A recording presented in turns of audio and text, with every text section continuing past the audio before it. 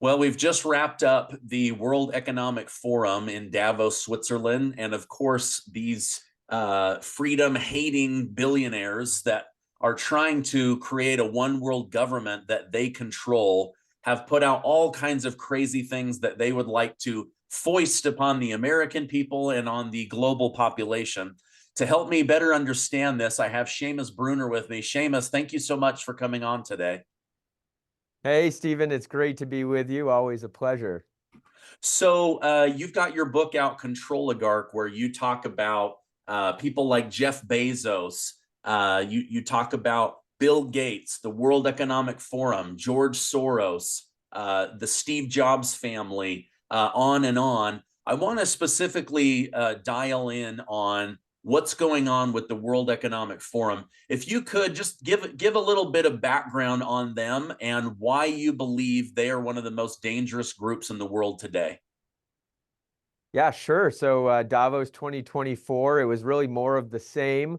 It's, an annual meeting. They get together. This would be the group I call the control oligarchs, which are the billionaires and bureaucrats plotting and scheming to dominate every aspect of our lives. We can get into what the whole 2024 agenda is, but going back to the very beginnings, it was founded by this guy, Klaus Schwab. He seems sort of like a Bond villain. He's, shaved head, thick German accent. And, he seems like a sinister dude, kind of a caricature, maybe like a Dr. Evil type. Klaus Schwab is really, he started his career. He's a bit of a nerd. He was a professor. He's an academic type, not exactly the type of person you'd expect to set up, the billionaires' playground, the most exclusive country club in the world. He was raised in Germany, born in Regensburg, and his father, Eugen Schwab, was a engineer who worked for a company, Escher Wyss, which was a supplier to the Nazi war effort. And so the factory that Klaus Schwab's father ran was making things like flamethrowers that would be used against Allied troops. And Escher Wyss, the Swiss company, was actually working on nuclear technology for the Nazi effort. And so that is kind of the world that Klaus Schwab grew up in. Now, he was too young to actually participate in the Nazi war effort. But it's interesting because because of that experience, he was really not able to have a national identity. When after the war, you can't really be proud of your heritage when you're the son of a Nazi wartime supplier.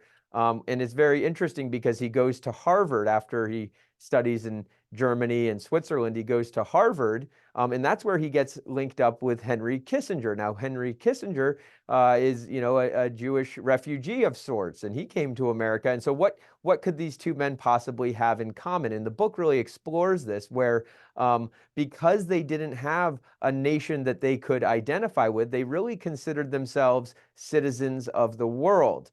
And there's a lot of other people like this. George Soros, for example, considers himself a citizen of the world. Now, they may have dual nationalities, but a lot of the control oligarchs, they don't really identify with a single nation. They use, various countries to get wealthy. David Rockefeller, for example, is a main character in the book. He has a quote at the top of chapter 1 where, America made the Rockefellers the richest family in world history for a time. You'd think he would be grateful, but this quote from David Rockefeller says, some even believe that my family and me are part of some cabal working against the interests of the United States, that we are trying to create a one world, if you will, with no nations or sovereignty, just kind of like an EU type organization. He says, if that's the charge, I stand guilty and I am proud of it. And so Rockefeller, Kissinger, Klaus Schwab, these types, Soros, they don't love nations and national boundaries. They think there should be no boundaries. Soros is contributing greatly to the erosion of the boundaries of the United States. And so what is this really all about? This bringing in the border crisis that we're seeing a lot about right now. The number one goal of the control oligarchs, people like Klaus Schwab and even Bill Gates and George Soros, their number one goal is to transfer power and control away from nations towards international organizations, supranational organizations, things like the United Nations, the World Health Organization, the World Economic Forum, and things that they control. And so they, when you realize that their number one goal is to sort of subvert national identities and nations and turn this into sort of a one world situation, all of their activities begin to make sense. And so, looking at Davos 2024, it's that, I mean, everything they're doing and working towards the future is about eroding national identities, national boundaries, and creating a one world type situation. And just, you asked about the history of the World Economic Forum. Klaus Schwab, he gets mentored by Henry Kissinger at Harvard. He then goes back to Germany and Switzerland, where he sets up the European Management Symposium. That was the precursor to Davos, the World Economic Forum. And really from the 1970s forward, he just starts collecting world leaders and powerful businessmen, types of various diplomats and NGO bureaucrat types. And they all start coming to Switzerland. He started with $6,000 in seed money, and now Davos collects over $300 million a year in sponsorships and membership fees and things like that. And so that's kind of the quick, in a nutshell, history of the World Economic Forum. It was created by globalists. They don't love nations. They love the idea of everybody kind of contributing to a one world system. Yeah. So I watched part of it, probably the conservative part of it, where Argentina's new president Milei rips into them about how their policies are destroying the world, that capitalism, proper capitalism, with government support is the right way forward. You then have the president of the Heritage Foundation telling them that they are the ones ruining the world, that it is their policies, their beliefs that have actually made us a more unstable world over the last few years, and how they should be very scared to have a Donald Trump second term, things like that. But what were some of your big takeaways? What are the things that they would love to push on us? I know before it was digital IDs and vaccine mandates and vaccine passports. What are some of the big 2024 goals against humanity? Yeah, you're exactly right. I mean, Javier Milei's speech was fantastic. He nailed it. If you haven't seen that, you need to go watch that, because that is exactly right. They are part of the problem. He said their time is up. Dr. Kevin Roberts from the Heritage Foundation said the same. These guys have way too much power, and they are working against the interests of the people. Dr. Roberts actually gave me a shout out on Twitter. He read Control Oligarchs before he went over there into the belly of the beast, and he said that Control Oligarchs was vital to his preparation. So I'm very proud of that. So you could actually tell, because that Davos realizes we, the people, we're waking up. We're not in favor of what they're doing. They tried to pay a little lip service. That's why they invited Javier Milei and Dr. Roberts. Their stated theme this year in Davos was rebuilding trust. So they know that they've destroyed our trust.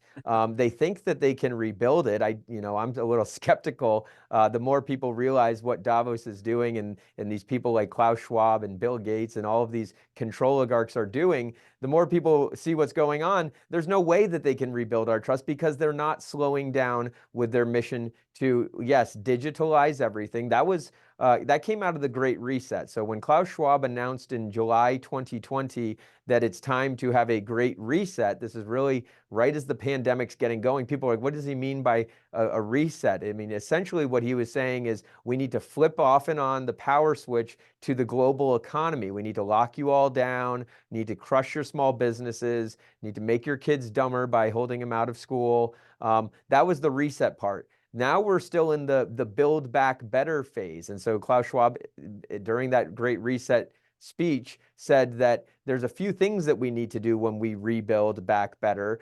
We need to build back a greener economy. And so that's all the climate change stuff. It's really reaching a fever pitch. I mean, it's not even climate change anymore. They're talking about climate crises. And that's a key, everything's a crisis. And why? Because fear gets people to relinquish control over their lives. And so they use that word crises to scare you. So climate crises, rebuilding greener, that's, one part of the Great Reset. But another part that a lot of people are, starting to realize is the digitalization of everything. Klaus Schwab said, we need to digitalize everything. And so that would be your identities, that would be your currency, the curriculum. I mean, in schools, they're basically just giving kids laptops now with, various social emotional learning, which is like DEI for kids. And so that's, that's another part of the digitalizing everything. The CBDCs and the currency, there's a big push, and it's happening sort of behind the scenes. I mean, you kind of see like, oh, when all of a sudden the Fed is just going to say, oh, and now we've got FedCoin, and we're digitalizing currency. And so there's all kinds of clips that have come out of the World Economic Forum where they actually are admitting that CBDCs are about control. It gives them robust control. And they use scary examples like, criminals and money launderers, and, this is to prevent crime. And then they also simultaneously say that CBDCs, digital currency, is about convenience. This will make it a lot easier for migrants to send money back home in the form of remittances. And then finally, I said just a moment ago that their stated theme at Davos this year was rebuilding trust. That wasn't the real theme. The real theme this year is artificial intelligence, and you see it everywhere. You're going to see even more of it. I mean, all the commercials on TV are going to be talking about how AI is going to do this and that. The new Samsung phone has AI built in, and Salesforce commercials with Matthew McConaughey walking through a trippy landscape and talking about AI. It's everywhere. And the thing to know about AI is, yes, it has great potential to make everyone's lives better in a lot of ways, but it also has terrible potential to put a lot of people out of work. And so one of the keynote speakers at Davos this year, her name is Kristalina Georgieva. She's the managing director of the International Monetary Fund. One of these people, you don't really know who they are, one of these unelected bureaucrats who are, authoring the policies of our future. She says that the IMF has just put out a report stating that artificial intelligence will upend the job market. 60% of jobs are going to be affected by this artificial intelligence and automation revolution. And so, in the United States, 60% of jobs is easily, 70 million people. And she says half of those are going to be negatively impacted, either fully removing some of those jobs from the economy, or you just won't, you'll have to go down to part-time. And I can give you some examples of the jobs that are already being affected. But the key, like why artificial intelligence is a Davos agenda item and the unofficial theme this year, is because artificial intelligence accomplishes so many goals that they are trying to achieve. Number one, digital ID. First, before digital ID is the job losses will lead to growing calls for a universal basic income. Europe, I mean, a lot of countries in Europe already have a form of UBI, which is basically welfare checks for all. And a lot of people, you can see the appeal. It's like, who doesn't want free money, right? And so when people, theoretically are losing their jobs by the millions, there will be louder and louder calls for UBI. Well, UBI, they are saying this. People like companies like BlackRock and Sam Altman, who is the head of OpenAI, the maker of ChatGPT, they are doing studies on UBI. And it's no coincidence that the AI companies are doing studies on universal basic income. And Sam Altman says, in order to get your universal basic income after the robots take your jobs, is you're going to need a digital ID. He also says that the way to get faster UBI checks is through digital currencies, CBDC. And so you can see how this AI is actually really going to looks like it will accomplish a lot of the goals that they've been working on for years now. And what is the end game in all of this? It's a social credit score system. Klaus Schwab and Davos, they roll out the red carpet to China. They actually love the Chinese system. They won't say it like that. They'll compliment the efficiency of China, or they'll say they are really good at mobilizing resources, or kind of use these euphemisms. But really what they love about China is the authoritarian social credit score type system, the type of system that is powerful enough to cut off dissidents from the rest of the system. And so, we could talk all day about that, but that is the end goal of this artificial intelligence and the digitalization of everything is a social credit score where if you are against the system, a threat to the system, then you can be quickly identified, facial recognition technology on every street corner, and cut out from the system, much like people who were unvaccinated were during the pandemic. If you didn't have the proper paperwork, you couldn't go to restaurants in New York City or sporting events. And so we see the writing on the wall. They're not slowing down these plans. If anything, they're accelerating them. Yeah, interesting. Wow.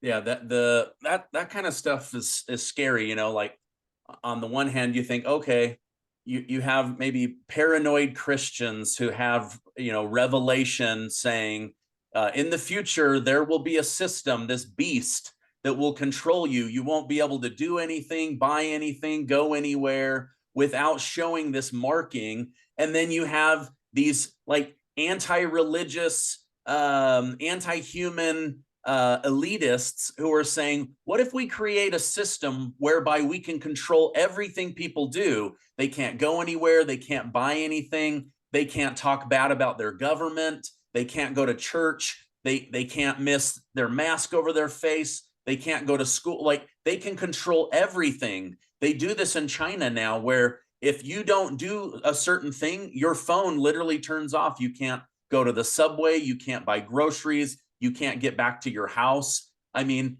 it like this level of we have power, therefore we control you, is just so amplified in these people's minds. And then you have what's the name of the big World Economic Forum guy, Johan Yuval Noah Harari. Yes, this guy, right? So he writes this book about humans coming from cavemen 400,000 years ago and the progression of man up through the 21st century. And then on the other hand, he's trying to wipe out humanity.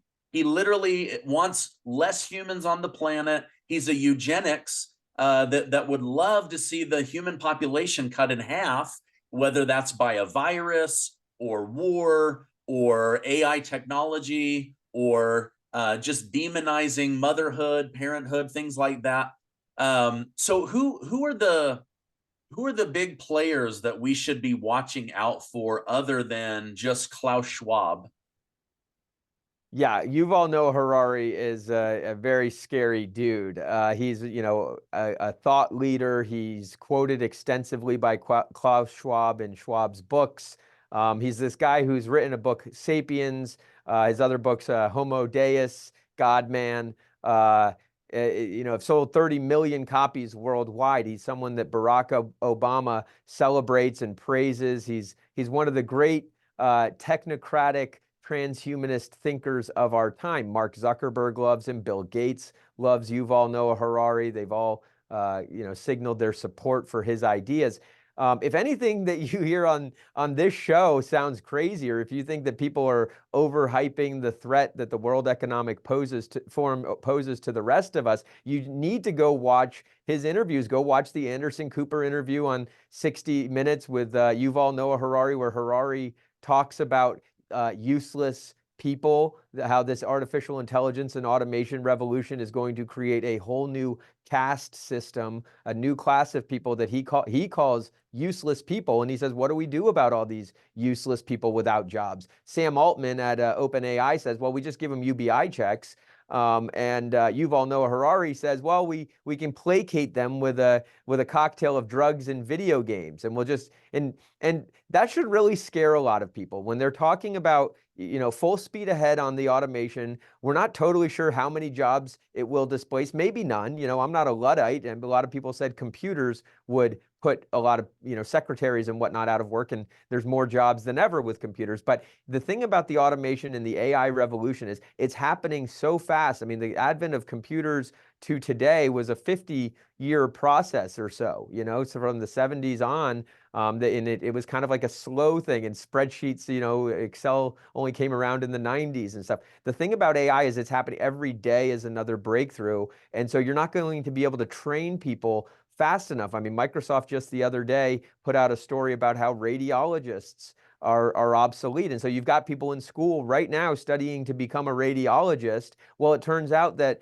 you know, the GPTs and the AI engines from Microsoft can spot fractures or whatever you might be looking for on an X-ray or an MRI much faster than a human can. And so much like at the checkouts where, you know, 30 cashiers have been replaced by one manager overseeing 30 machines, that's how a lot of fields will go. So radiologists are gone, according to Microsoft. And so what Harari says is this is going to create a new class of useless people. And the fact that he thinks that placating people with drugs and video games is going to be like a, you know, they're not going to pay you. This is what a lot of people have misconceptions about UBI is like, well, you know, if I can just, you know, get a UBI check, that'll free up my time and I can go take cooking classes and learn how to play the guitar and this will be great. No, these guys at the World Economic Forum don't want to pay you so you can just take cooking classes. And so what they're going to do with all of these useless people, it's kind of unclear, but you know, I can't imagine that they're just going to peel money off from their own pockets to take care of everyone else. In fact, Sam Altman did a study, you know, his UBI study. He says that every working adult in America would be able to get somewhere around $13,500 as a form of UBI check. And so, you know, you may think like that's not terrible, 13,500 a month. No, he said that's per year. And so nobody can live on these kind of wages. I mean, it's going to create a whole new poverty class is what it's going to create. And you're not going to, you know, you're going to be struggling to get by. And so, you know, it's not to fearmonger here, but you should be aware if you're, you know, studying and looking into a field, look at how AI is going to disrupt that field because it's going to disrupt every field. And so, you know, maybe you should be learning to code. Yeah, well, that's what Biden's telling people in the energy sector right now. I've decided I don't want the UBI check. I want the illegal immigrant UBI check because they seem to get way more benefits than American citizens that have worked their whole life and are now receiving Social Security. I know we're coming up on time here. I wanted to get your thoughts on something. So George Soros, who has been basically funding wars, political campaigns, district attorneys, attorney generals, governors, presidential campaigns, causing chaos around the world. He's now in his 90s. He's decided, I got to pass this off to one of my children. Gives his son, Alex Soros, $25 billion. This guy immediately lays off like 40% of the company. He's greedy. He wants all of that money. He just put out a very cryptic tweet over on Twitter X, where he says that crime and inflation have basically evaporated, and so have the theories around what really caused them. Then there's a photo of a piece of glass shattered from a bullet hole and somebody holding $47 in American money. And many are taking this as him putting out a cryptic message to the elites. We need to take Donald Trump out. He cannot become the 47th president. Did you see any of this? What are your thoughts on this? Yeah, I did. I saw the piece before Alex Soros posted it, and you're absolutely right. I mean, Alex Soros has taken the reins of the dark money empire of the Soros Open Society Network, $25 billion, and it always hovers around 25 billion. So it's not like as he pours millions and hundreds of millions and billions into various philanthropic causes, it ever depletes. He's got the for-profit side of the Soros network, Soros Fund Management, which is like a money printer. And so it always just stays right around 25 billion. He never runs out of money. In fact, I just saw a headline today. So Alex Soros is poured over $3 million into the NGOs that are facilitating the migrant invasion at the southern border.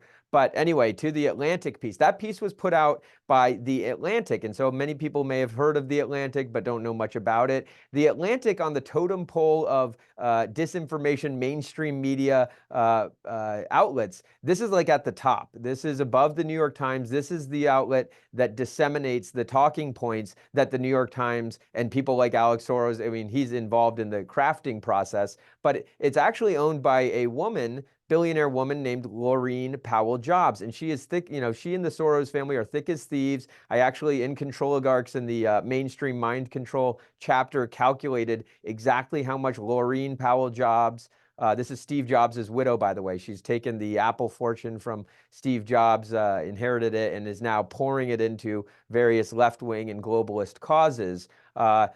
I calculated that the Soros network and Laurene Powell Jobs have spent $1.71 billion on their various mainstream mind control efforts. That would be things like she spent $100 million to buy The Atlantic. That's this article with the bullet hole in the 47, which a lot of people are commenting. I mean, General Mike Flynn commented on it, saying that this looks like putting out basically a hit on Donald Trump. And so, we don't know if that's what it was, but it doesn't look good. And so then it kind of goes like this. This is kind of the anatomy of how misinformation from the mainstream media comes down. The Atlantic writes a piece. It's total gaslighting. It's saying that crime in the cities is down. Well, enforcement is down. That's what's happening. I mean, there are basically no-go zones in a lot of our cities across America where the cops just don't want to go in there anymore because they're going to get called racist or whatever for prosecuting crime. And so crime is down because the prosecutors are all Soros-funded prosecutors who are deciding that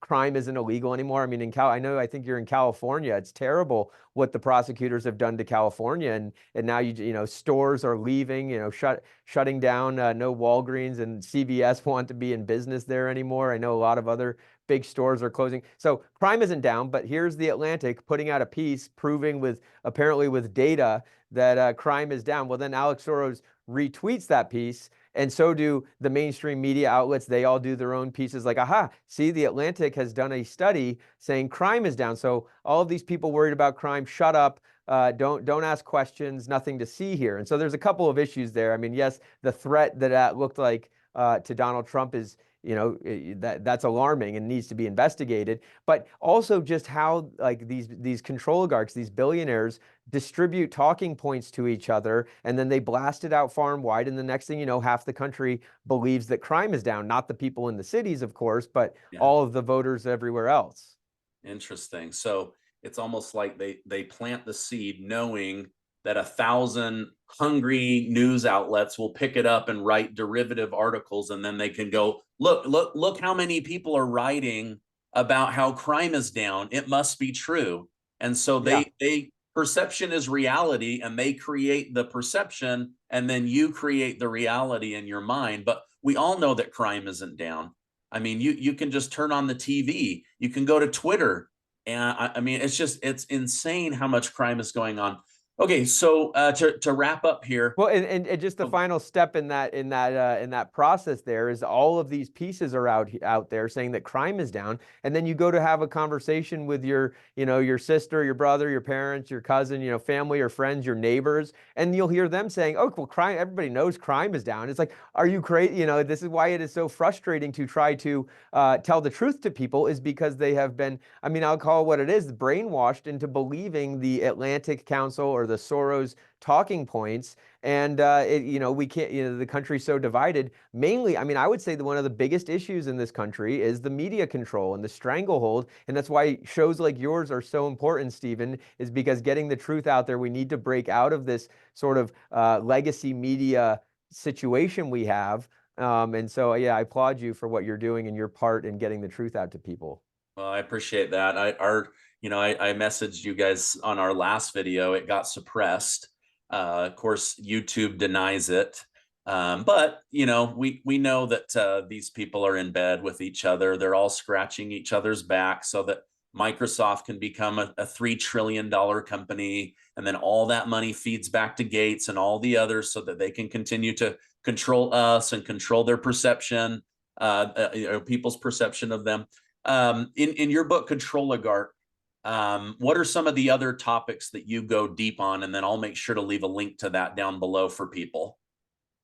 Sure. Well, I basically, the chapters are broken down by the areas of control that they want to exert. So there's a chapter on energy control and all about how the green energy agenda is not about saving the planet, obviously. All of their solutions are actually worse for the planet. In many ways, whether it's the war on farmers. I mean, you see, the farmers all around the world are rising up against these climate change regulations, because nobody knows sustainability better than a farmer. A farmer will go out of business if they overwork their land and they pollute their land. Nobody wants polluted fruits and veggies or livestock. And so the farmers are the best ecologists we have. And there's a all-out war on the farmers waged by people like Bill Gates, who's buying up all the farmland in our country, and also like organizations like the World Economic Forum, which are really the big agrochemical companies like Monsanto and the others like those. So the war on farmers and the war on energy are this kind of two sides of the same coin. It's all about control, not saving the planet. Chapter 6 is all about the Soros network and how even when George Soros dies, his son is going to carry on his legacy of interfering in elections and funding all kinds of causes that are, things that are important. I mean, they've already got the prosecutors. Next, they're going after the sheriffs. And when they buy off sheriffs' races, which that's the thing that's so insidious about this. It's not expensive. These are not expensive races, prosecutor, DA races, or sheriff's races. So $1 million in a sheriff's race will totally buy the candidate. And once we have Soros-backed sheriffs, then we're in real trouble, because those are the only people who can really protect us from this onslaught that we're facing from all sides. You need the sheriffs on your side, so pay attention to your local sheriff's races. If you get even a whiff that Soros is backing a candidate, you need to spread the word on that.